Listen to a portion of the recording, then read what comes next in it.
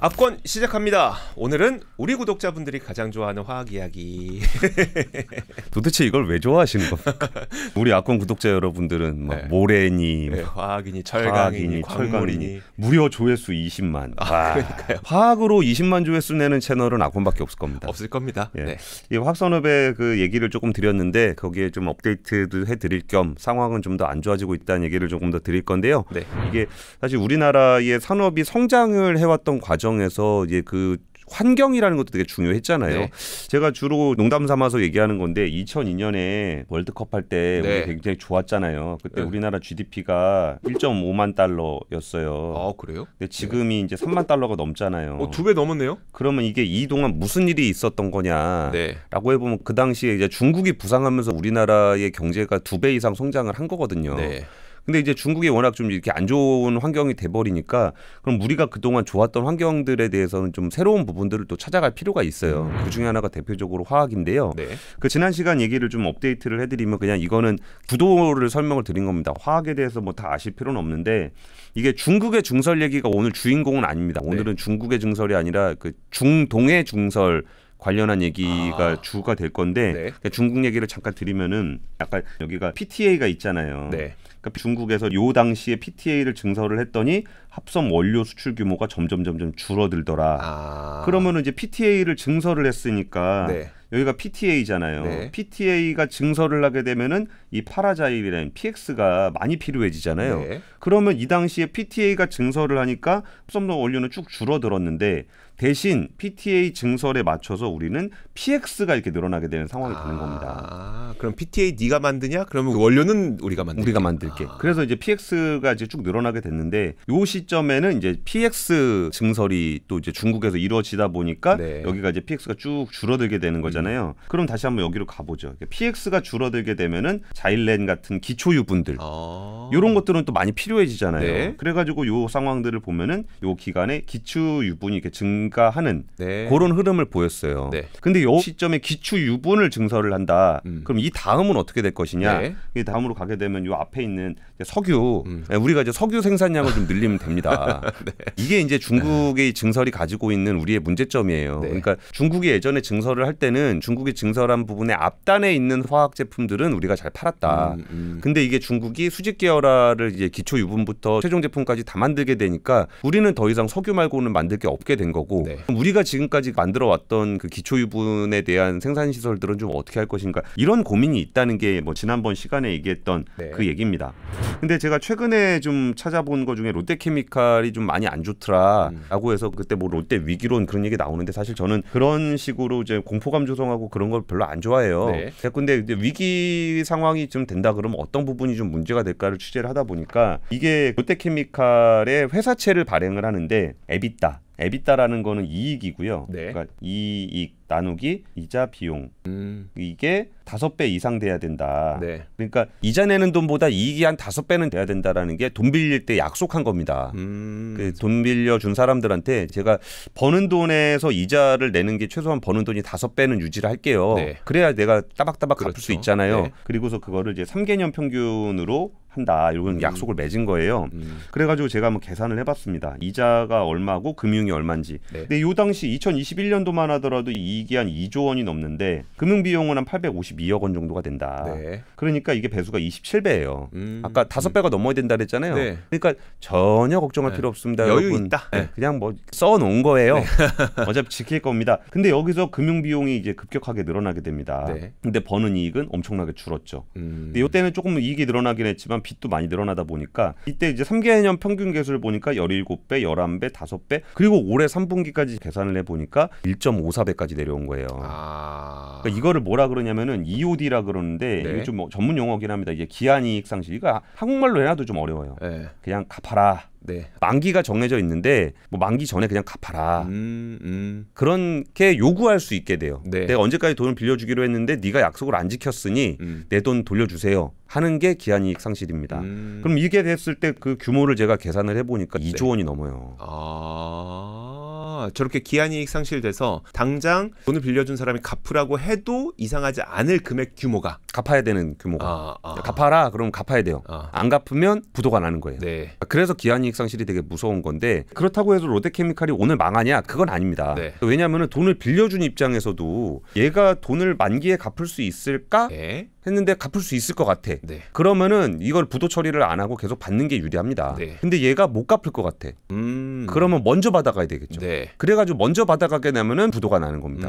그러니까 이런 경우에는 이제 서로 협상을 합니다. 네. 제가 아니 그 약속을 한 거는 맞는데요. 제가 지금 이런 상황 때문에 돈을 못 갚게 됐는데 그렇다고 해서도 너무 걱정하지 마세요. 네. 제가 돈을 갚을게요. 대신 아까 얘기했던 요 조건 있잖아요. 요거는 좀 우리가 좀 뺍시다. 그러니까 이런 식의 협상을 또 하게 될 거예요. 네. 그래갖고 이 일들이 좀 벌어지고 있는 건데 결국은 이런 것들을 관리하는 겁니다. 기업은 어떻게 망하냐면은 사업이 잘 안 되고 그래서 바로 망하진 않아요. 돈을 빌렸는데 돈을 못 갚게 되는 경우 네. 혹은 돈을 못 갚게 될 거라고 사람들이 생각을 해서 돈을 안 빌려주는 경우 네.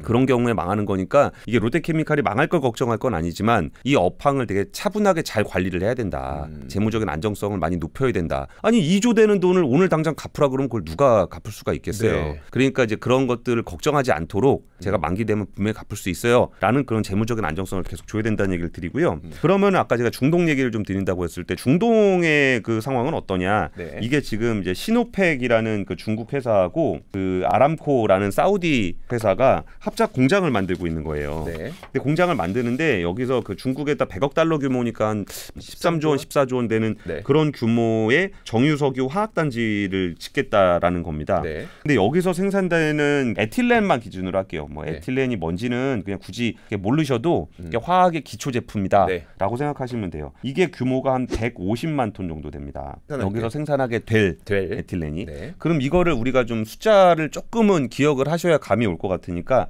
한국의 네. 연간 생산량이 한 1,200만 톤 정도 된다. 1200만이요? 예, 예. 그러면 지금 이 공장 하나에서만 만드는 게 우리나라 전체 에틸렌 생산량의 거의 15%가 되는 거예요. 그게 훅 늘어나네요. 확 늘어나죠. 그러니까 이른바 공급 과잉이라는 얘기가 이런 것 때문에 나오는 겁니다. 네. 그러면 중동에서는 무슨 일이 벌어지고 있냐면은 지금 8개의 프로젝트가 진행이 되고 있는데 이 중에 몇 개는 조금 뭐 딜레이 시키는 것 같기도 해요. 근데 이게 사우디에도 이제 석유화학 단지를 만들고 뭐 네. 쿠웨이트도 만들고 카타르, UAE, 오만 이런 데가 다 석유화학을 만들고 있는데 여기서 만들고 있는 에틸렌을 다 합치면은 네. 1123만 톤. 아까 우리나라가 1200만 톤. 우리나라 하나가 새로 생기네요. 그러니까 우리나라가 작은 나라가 아니에요. 네. 우리나라가 전 세계에서 한 4위 정도 돼요. 어. 그러니까 요 지역에서 새로 짓는 공장만 네. 전 세계에 있는 모든 화학 생산의 4위를 차지하고 있는 국가의 생산을 새로 만들고 있다. 사위가 하나 더 생긴다. 그렇죠. 네. 그런 일들이 벌어지고 있는데 이거는 중동만 말씀을 드린 거고 네. 오늘 중국 얘기를 안 한다 그랬잖아요. 네. 아, 그러네. 아, 이건 중동만. 중동만. 그러면 지금 중동은 왜 이렇게까지 석유화학 단지를 많이 만드냐면은 이런 고민이 있는 거예요. 이제 그 미래의 휘발유를 못 팔게 되잖아요. 네. 그럼 그 휘발유를 못 팔더라도 석유는 팔아야 되겠으니 네. 그 석유를 휘발유로 팔지 말고 플라스틱으로 팔자. 석유를. 네. 네. 그런 고민이 있는 겁니다. 그래갖고 여기에 또 화학 공정 중에 좀 이렇게 특이한 기술 하나가 또 생기게 되는데 네. COTC 공정이라는 게 나와요. 이게 전문 용어라고 생각하지 마시고 그냥 크루드 오일 투 케미칼. 아, 기름이 플라스틱이 된다. 네, 그러니까 이제 어디 가서 좀 잘난 척하고 싶으시면은 그 중동에 지금 COTC 공정을 활용한 공장들이 짓고 있어서 이렇게 얘기하시면 되고 네. 이해하시기에는 그냥 기름으로 석유를. 그럼 기름으로 석유 만들지 뭘로 만드냐라고 네. 하실 수도 있으니까 원래 방식. 네. 원래 방식은 이제 그 원유가 이렇게 있으면 정유 설비에서 이게 납사를 뽑아내는데 요때 이제 휘발유, 네. 뭐 디젤, 뭐 제트유, 뭐 이런 것들이 쭉쭉쭉 나오면서 그 중에 하나가 납사거든요. 네. 그 납사를 쪼개서 석유화학 제품을 만드는 공정이 원래 공정이에요. 네. 근데 아까 크루드 투 케미칼 COTC 공정이라는 건 뭐냐면은 기름에서 그냥 석유화학을 뽑아내는 겁니다. 아, 휘발유, 디젤, 제트유 다 빼고 만들면 좀 적을 것 같고. 예, 예. 근데 기름에서 그냥 바로 빼면 좀 많습니까? 그렇죠. 그러니까 여기서 뽑아지는 게 거의 한 10% 정도가 납사가 나오는데 네. 여기서는 현재는 40%. 그 다음 공정은 70에서 80%까지 석유화학 제품을 뽑아낼 수 있다는 거예요. 그러니까 이제 어차피 휘발유는 네. 안 팔릴 거니까 네. 아예 그냥 석유화학 몰빵으로 가는 겁니다.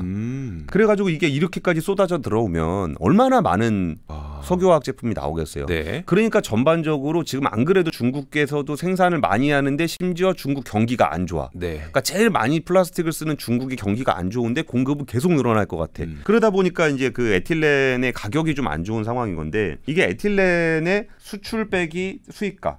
그러니까 이제 수출이라 그러는 거는 판매가고 네. 그 납사의 수입가라 그런 건 원가잖아요. 네. 그러니까 원가는 이제 마진이죠. 그렇죠. 근데 네. 그런 마진이 얼마쯤 나야 이게 돈이 되냐? 손익분기점이 $300 정도를 얘기를 해요. 그러니까 제가 $300에다 이렇게 줄을 친 겁니다. 이렇게 줄을. 네. 근데 여기가 자적자라는 거예요. 22년부터 계속 적자입니다. 근데 여기서 더 큰 문제가 석유화학이라는 건 이렇게 사이클이라는 게 이렇게 있거든요. 네. 그러니까 석유화학은 원래 경기가 좋으면 잘 팔리고 경기가 안 좋으면 안 팔리고 그러는데 석유화학 공장들은 어떤 일을 하냐면은 경기가 좋으면 가동률을 높여가지고 많이 팔고 네. 경기가 나쁘면 가동률을 낮춰서 가격을 방어하고 그러면서 이렇게 사이클을 그리게 되는 거예요. 네. 근데 지금 고민하는 건 뭐냐면은 이 뒤에가 사이클이 없을 것 같은 거야. 안 올라올 것 같다. 네, 그게 안 올라올 것 같은 거예요. 근데 안 올라오는 것 중에 또 이제 치명적인 문제가 뭐가 있냐면은 아까 중동에 있는 업체들이 왜 석유화학 설비를 만드는가라고 네. 했을 때 석유가 안 팔릴까 봐 그런 거잖아요. 네. 그러니까 이게 걔네들의 목표는 석유가 중요한 거예요. 석유. 정유가 훨씬 큰 시장이잖아요. 화학보다. 네. 그러니까 여기 입장에서 제일 중요한 거는 기름을 파는 겁니다. 이 프로젝트를 하나 볼게요. 이게 S-오일의 샤인 프로젝트라 그래가지고 우리 84년생 살만이가 한번 한국에 방문한 적이 있어요. 네. 그때 뭐 정의선, 이재용, 뭐 김동관 만나가지고 다 쭈그리고 앉아갖고 뭐 투자 좀 해주세요. 뭐 이런 거 했던 그 사진 기억 나실 거예요. 네. 근데 그때 살만이가 와가지고 한국에다 투자 좀 할게요.라고 해서 크게 우리나라에 던져줬던 게 한 9조 원짜리 프로젝트인 S-오일의 샤인 프로젝트입니다. 네. 그리고 S-오일의 최대 주주는 아람코죠. 그러면 이 샤인 프로젝트라는 게 이제 화학 제품을 만들겠다라는 목적도 있지만 그거보다 더 중요한 목적은 뭐냐면 기름을 사는 겁니다. S-오일이 예. 아람코의 기름을 사는 것. 그렇죠. 네. 정유를 해가지고 팔잖아요. 예. 그럼 화학은 이제 제품을 팔게 되는 건데 네. 일반적으로 화학사는 제품을 파는 게 목적이 돼야 되는데 네. 이 시장이 훨씬 크니까 네. 정유가 훨씬 크니까 이 정유에서 기름을 많이 받아주면 수요처가 생기면 기름값을 높게 유지할 수 있게 되고 네. 기름값을 높게 유지할 수 있게 되면은 이 정유사들 그리고 아람코 같은 회사들이 돈을 많이 벌게 되는 거예요. 그럼 이런 구조입니까? 그러니까 화학 회사에다가 파는 게 목적이라는 게 화학 회사에서 그 기름을 받아다가 예를 들어 에틸렌을 만들어서 팔았어요. 네. 적자일 수 있잖아요. 그렇죠. 적자여도 괜찮다. 우리는 그 돈은 정유에서 유가가 안 내려갔기 때문에 훨씬 더 많은 돈 벌 수 있어서 화학 너 적자 난 거 내가 보전해 줄 수도 있어요. 이런 그 시나리오가 될 수도 있는 거예요. 그렇죠. 뭐 보전을 해주든지 네, 뭐 장렬하게 전사를 하든지 뭐 네. 그건 잘 모르겠고 네. 나는 기름만 많이 팔면 된다. 이런 전략이기 때문에 이 석유화학사들이 아까 전에 그 사이클을 그린다는 거는 네. 이 사이클은 이제 서로 같이 가동률을 높였다가 가동률을 낮췄다가 가동률을 높였다가 이렇게 조절을 하는 거잖아요. 네. 근데 이렇게 만들어진 화학사들은 조절을 안 한다는 거예요. 사야 되니까. 사야 되니까. 가동률은 무조건 풀가동이에요. 네. 이게 뭐 똥값이 되든 적자가 나든 상관없다. 네. 왜냐하면 기름을 많이 사면 기름에서 먹는 게 있기 때문에 이래고 얘를 우리는 좀비라고 부릅니다. 좀비. 난 앞으로만 가지. 앞으로만 가지. 이게 뭐 경기가 좀 앞으로 잘 안 가는데 그냥 가는 겁니다. 계속. 네. 9조 원짜리 프로젝트 이것도 100만 톤이 넘는 에틸렌을 만들 예정이에요. 이게 2026년부터 2단계 공장이 이게 돌아가기 시작합니다. 100만 톤. 예.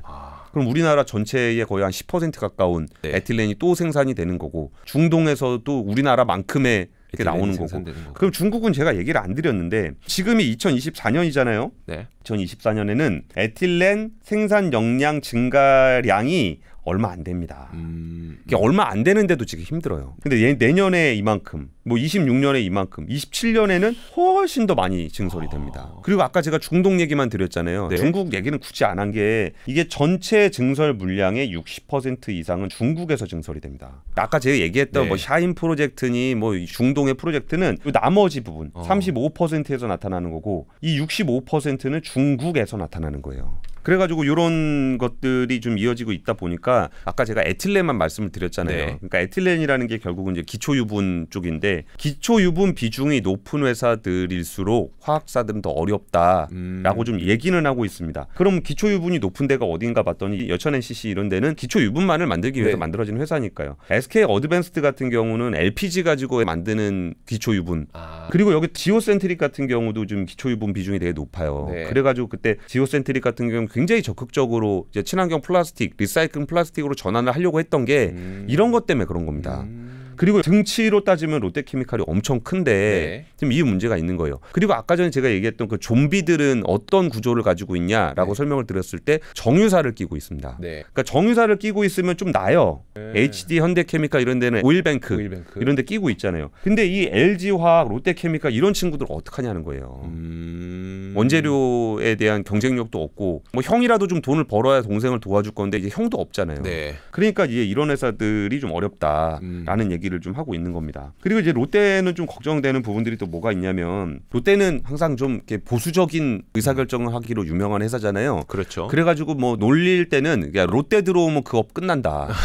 뭐 그런 얘기 많이 합니다. 네. 롯데가 이커머스 투자를 했던 롯데온 만들 때가 거의 이커머스 투자의 끝물 아니었습니까? 네, 네. 이런 것들이 많이 있는데 지금 롯데가 인도네시아에서 뭘 하고 있냐면 라인 프로젝트라는 걸 하고 있어요. 네. 이게 원오브 댐처럼 이렇게 조그맣게 해놨는데 여기가 지금 39억 8천만 달러. 네. 그러니까 거의 5조 원이 들어가는 거야. 5조 원. 그러네요. 에틸렌 생산량 100만 톤. 와. 이 공장을 짓는다고요. 지었다고가 아니라 짓고 있다고요. 아직 여기 생산도 시작 안 했습니까? 25년 내년 1분기에 만들어집니다. 그럼 이 에틸렌은 어떻게 할 거냐는 거예요.